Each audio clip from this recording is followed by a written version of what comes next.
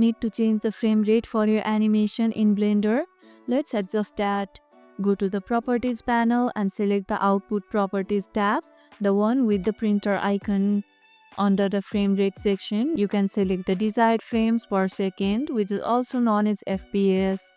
Choose between standard options like 24 FPS for cinematic animation or 30 FPS for smoother playback. Make sure your FPS is consistent with the type of project you are working on. Changing it mid-animation can affect timing. If you are rendering for film, stick to 24 FPS for cinematic look.